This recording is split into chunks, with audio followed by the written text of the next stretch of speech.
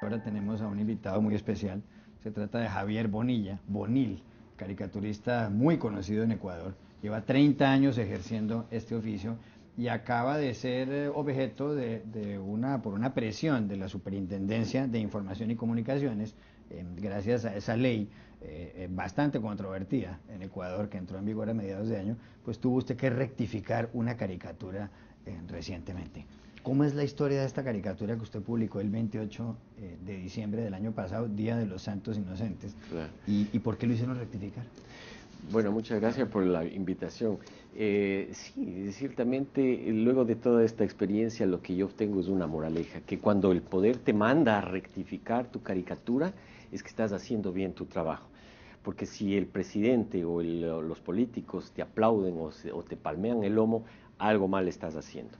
Sin embargo, de que esto sea parte de los gajes del oficio, también no debemos desconocer que implica un abuso de autoridad, un abuso y una vulneración de derechos como el derecho a la libertad de expresión, por ejemplo, en este caso al pedir una rectificación de una caricatura, que en el libre juego de la democracia y del libre juego de las ideas alguien puede pedir una precisión o pedir una réplica, eso es correcto, pero el modo como se operó pues fue un total abuso de poder, ¿no? La caricatura simplemente decía abajo: policía y fiscalía allanan domicilio de Fernando Villavicencio y se llevan documentación de denuncias de corrupción. Y se ven a unos hombres, aparentemente, yo no sé si soldados, ¿sí?, sacando computadores de la casa de Fernando Villavicencio. ¿Qué fue lo que enfureció al gobierno de esta caricatura? Hicieron hincapié en la parte del texto serio, digamos así, que yo no suelo poner, pero en esa ocasión, como era una época de Navidad, que no había cierta desconcentración, coloqué lo que efectivamente salió en los medios, que se llevaron los equipos de computación de Fernando Villavicencio, entraron efectivamente policías con la cara cubierta, fuertemente armados, produciendo un allanamiento a las 12 de la noche. Y lo que le molestó es que ahí en el pie dijera que la policía y fiscalía se llevaron documentación de denuncias de corrupción, que el propio dueño de las computadoras dijo que eso es lo que él tenía. Y fíjate que lo curioso es que quien reclama no es la policía, no fue la fiscalía, fue el presidente. Entonces, si alguien debía pedir una rectificación, una réplica, entiendo yo que debía haber sido la policía y la fiscalía. Lo que pasa es que así está funcionando aquí. Es el presidente quien monitorea todos los medios y si a él algo le molesta, es él quien da la orden directa. Y a los 6 días de producida el reclamo del presidente Rafael Correa, la Superintendencia de Comunicación hace un reporte interno e implementa el mecanismo, el proceso administrativo por el cual me sancionaron. ¿Qué hubiera pasado si usted no rectifica? Pues habríamos entrado en un estado de rebeldía que habría perjudicado al periódico indudablemente. Y no se trata de eso, no se trata de cuadrarse de trompones y darse en la esquina, no es así. El periódico El Universo, que además ha sufrido los embates del gobierno ecuatoriano, según las organizaciones gubernamentales. Es que aquí es un mensaje más que para el caricaturista, es un mensaje para el periódico, porque mira, lo que ha sucedido ahí es que el gobierno le ha pegado una patada en la canilla al periódico, que es el de mayor circulación, y entonces es un mensaje también a los medios de comunicación, decir, ojo, te puede pasar lo mismo, si hicimos eso a Diario El Universo y al caricaturista Bonil, bueno, yo ya voy dibujando 30 años, pero me pregunto qué hubiese pasado si es que yo sería un dibujante, un caricaturista que tengo apenas 2, 3 años de oficio. El amedrentamiento quizás sería más efectivo, ¿no? Hay casos en que los caricaturistas rectifiquen, porque eso no es una cosa usual.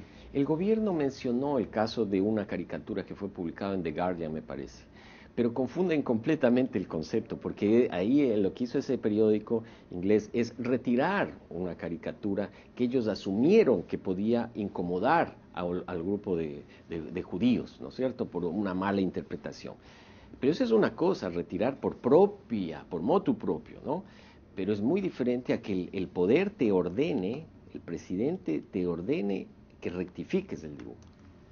Acorde un poco, que además yo no sé qué debía rectificar o en qué sentido uno puede rectificar cifras, datos, pero interpretaciones, opiniones, no. Si el presidente, por ejemplo, la superintendencia me hubiese dicho, a ver, usted le ha dibujado al presidente con 10 pelitos en la calva, y él tiene 15, entonces yo hubiese rectificado y quizá habría dibujado 20 también. ¿Hay libertad de prensa en Ecuador? Fíjate, el gobierno dice, hay tanta libertad de prensa que se dan el lujo de decir que no hay libertad de prensa. Pero ahí hay una trampa conceptual, y es que el presidente cuando dice, yo también tengo derecho a mi libertad de opinión, y tiene razón, lo que pasa es que los estados no tienen libertad de expresión. Los ciudadanos sí. El Estado está llamado a proteger los derechos de libertad de expresión de los ciudadanos. Cuando Correa habla, no es un ciudadano cualquiera, es el representante del Estado. Entonces la libertad de expresión está seriamente amenazada. Eso sí, con casos como estos, y no solo es de los periódicos, eso es importante que la gente se dé cuenta. Es el ciudadano común. Hace poco un cantante popular en la calle le expresó, hizo el gesto de las bayonetas en alto. El presidente detuvo la caravana, él personalmente se bajó del carro, con sus guardaespaldas por detrás, por supuesto, a amedrentar y amenazar a enfrentar a este ciudadano. Y casos como eso hay sobre la docena en estos años. Entonces no es un tema solo de la prensa, y eso es importante que la gente se dé cuenta, es de los ciudadanos, es la libertad de expresión de los ciudadanos. Tuiteros que han sido perseguidos por orden directa del departamento de la Secretaría de Comunicación.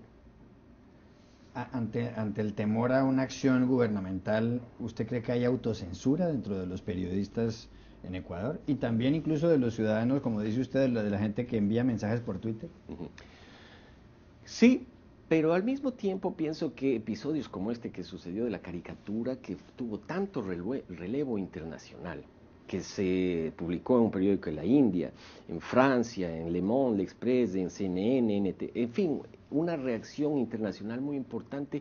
Creo que también a la gente le empoderó de alguna manera y se expresó en la última votación de las elecciones regionales, seccionales, de alcaldes y prefectos, y fue un serio revés para el gobierno, al punto que ya la revolución ciudadana ahora es la reveslución ciudadana, más o menos han sufrido. Entonces, Vlado, tu compatriota, dice algo que es muy cierto: no existe la autocensura, existe la censura. Y si uno se censura, pues depende de muchas cosas, de un entorno, depende de temperamento también. Pero bueno, en el Twitter, que es el espacio, o las redes sociales, se ve también mucha indignación, ¿no? Como gobernante, ¿qué hace bien Rafael Correa? Varias cosas, indudablemente, varias cosas.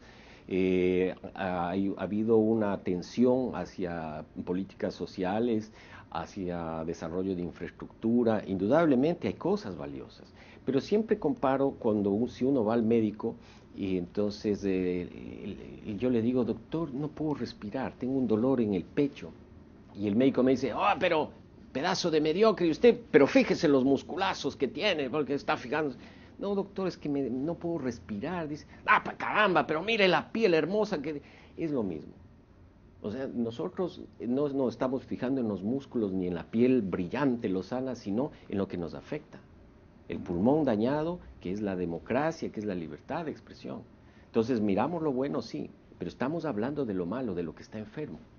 El presidente Rafael Correa impulsó esta ley de medios de comunicación, donde creó esta superintendencia que tiene control sobre la prensa en términos generales y que puede imponer sanciones como la que le aplicaron a usted. Pero el presidente Rafael Correa también se ha mostrado como una especie de paladín de la libertad de prensa, por otra parte. Recordemos que le dio asilo en la embajada en Londres a Julian Assange, el fundador y cabeza de Wikileaks. Le ofreció asilo a Edward Snowden, el hombre que filtró toda la información de la Agencia Nacional de Seguridad estadounidense. ¿No es eso un contrasentido? Si bien yo no tengo miedo a las contradicciones, porque la vida está llena de eso, en este caso sí es muy asombroso, ¿no? Pues es el doble rasero, el doble discurso. Y la ley del embudo, ¿no? La parte ancha para mí, la delgada para ti. Entonces, claro, hacia afuera es visto efectivamente como el gran paladín, el defensor de la libre información, la circulación de la información. Y casa adentro, pues es todo lo contrario, el periodismo es perseguido. Snowden no pudiera venir al Ecuador. Assange, Julián, mejor quédate en la embajada de Inglaterra, porque en Ecuador seguro estarías procesado y preso probablemente, o quizás buscando asilo en algún otro país, ¿no? Entonces son contradicciones que igual en el caso del Yasuní, por ejemplo, que fue el proyecto emblemático de mantener el petróleo bajo tierra, en realidad hubo un doble discurso total y siempre hubo un plan B y siempre estuvieron avanzando con miras a explotar el petróleo. Y hay una denuncia que habla incluso de que ese petróleo ya está prevendido a los chinos. Pero hacia afuera vendían la imagen de la defensa de la nación. Con esto te resumo. La corresponsal del diario Le Monde, cuando yo le hablaba de esto, me dice, se sorprendía de las retaliaciones hacia Pachacuti, el movimiento indígena, y ella me dice, y todo esto sucede en el país del buen vivir. Estaba sorprendida. Claro, es que afuera te ven de otra manera. Yo he resumido esta situación en el dibujo que salió publicado justamente el día de hoy. Que Ecuador, cuando se habla de Ecuador en el mundo, solo se mira el PIB, pero no se ve el PLAF, ¿no? ¿Qué medios de comunicación son confiables en Ecuador? ¿Cómo puede un ciudadano en su país informarse de una manera confiable? Uh-huh. No hay algo rígido, pero mi percepción es que, porque soy un consumidor de medios, el periodismo en Ecuador ha sido un periodismo decente, ha hecho un periodismo decente, y de hecho los casos de corrupción de los cuales nos hemos enterado, correspondientes a lo que Rafael Correa y muchos llaman la partidocracia, la época del pasado, fue por la prensa. La prensa hizo un trabajo de investigación, cosa que hoy no se puede hacer. Hoy las puertas de la información están realmente cerradas, al punto que Rafael Correa reconoce ayer en una entrevista que su error es no haber permitido que sus ministros vayan a los canales de televisión, porque él les prohibió de asistir. Entonces hay muchos medios valiosos, el gobierno creó una agencia de noticias, pero no es periodismo, es propaganda. Pero tenemos diario El Universo, El Comercio, el diario Hoy, con muchos años de trayectoria, ¿no? Y en televisión igual. Finalmente al presidente Rafael Correa le resta la mayor parte de este mandato para el que fue reelegido, pero dijo ayer, refiriéndose a la oposición o a los opositores, síganme molestando y me les lanzo a la reelección. ¿Qué cree usted que pasaría en Ecuador si él decide cambiar la constitución y presentarse nuevamente a otros comicios presidenciales? Bueno, dicen que a confesión de parte relevo de pruebas. Si él dice que le seguimos molestando, pues él nos va a molestar más, dice, ¿no? En definitiva, que se va a lanzar. Pero la alternancia política es importante.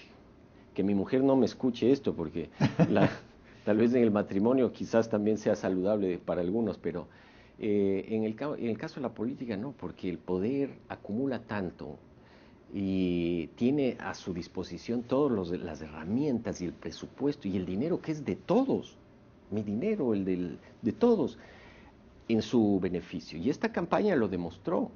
Y el hecho de que usen no significa que va a ganar, pero ya usó, ya mal usó.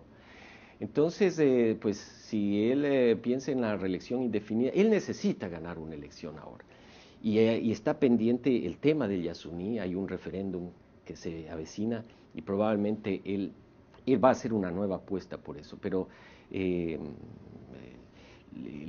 otro razonamiento es que no hay quien esté al otro lado como una alternativa. Pero como concepto, yo pienso que anquilosarse en el poder es muy peligroso, ¿no?